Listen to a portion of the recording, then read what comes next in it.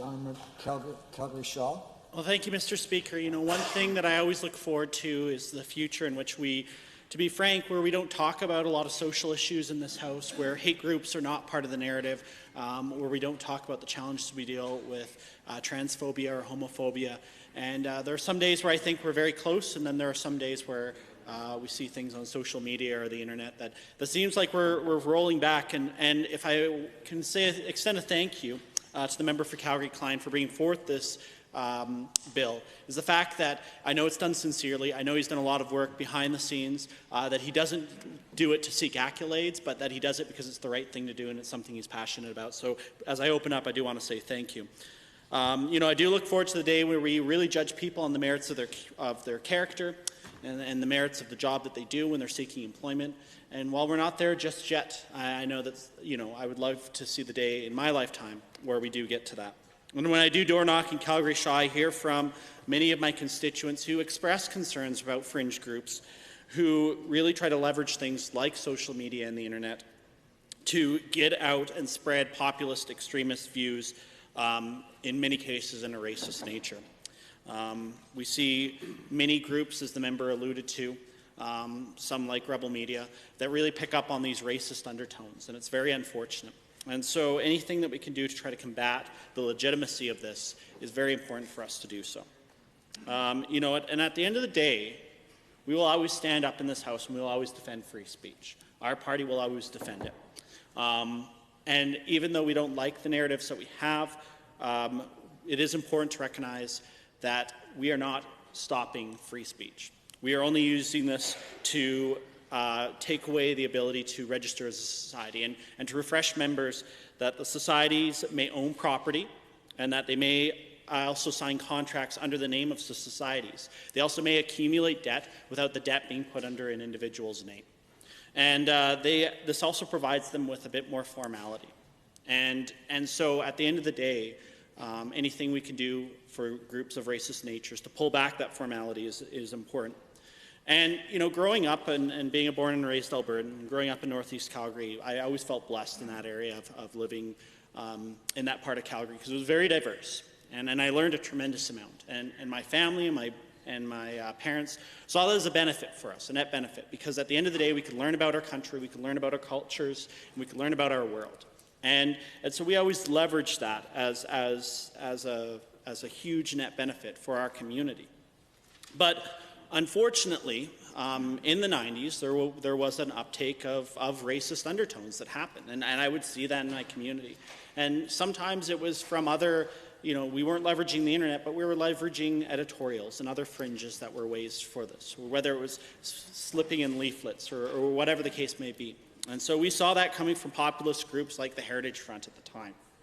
And, you know, groups like this would use their status to really try to influence the political narrative and to really influence what was happening within policies that were being made. So I recall even in 1992, the Heritage Front members even attempted to influence the Reform Party, and members were joining into that party. You know, but credit to the leadership base of the Reform Party at the time is that they did expel these members when they caught wind to what they were trying to do. So I do have some respect to that.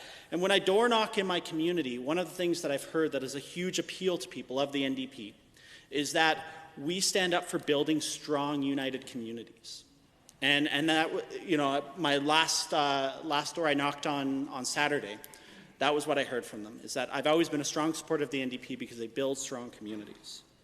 And so it concerns me when I'm in my constituency that some extremist views might be influencing people who represent in my community. Just 8 days ago, we saw Motion 30 come out. And unfortunately, that was sponsored by members of the UCP Calgary Shaw EDA.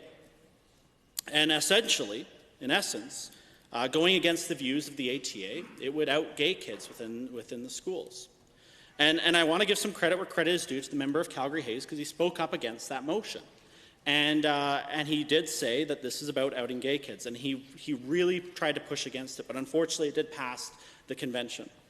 So I'm hopeful that this is not influenced by any extremist groups.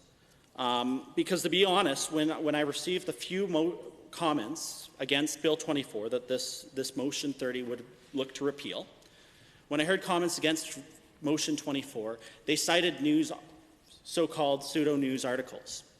And these ones were coming from rebel media. And this is a group that has been known to spread hateful comments.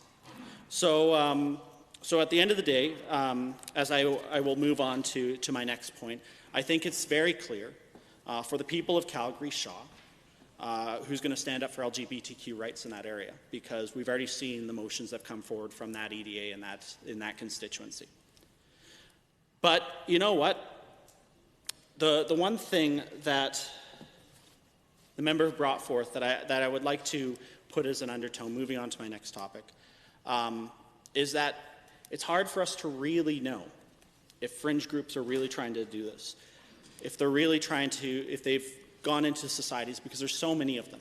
So to put some safeguards in place that will prevent them from spreading hate as a society will allow us to pull these groups back, because we've really started seeing them coming out in the communities, whether it's on the steps of City Hall or even in my constituency. I know that some of them have set up in Fish Creek Park a few times to spread the racist views, because these groups are really trying to manipulate facts to spread a false narrative and the false truths that are existing. And whether they use this to try to influence immigration policies, or whether they try to use this to influence overall general policies or even our curriculum, it can be very disconcerting because it spreads false fears and it spreads falsehoods. So with that being said, I look forward to this bill moving through the House and having hearing comments from all members. And I want to thank the member for bringing forth this bill, because I know that it comes from the right place and it comes from very strong views, and that I know he really wants to make his community the best one possible, just as all members of this House do. So thank you very much. Member for Calgary Mountain View. Very much, Mr. Speaker. Pleased to rise and speak to Bill 206, Societies Preventing the Promotion of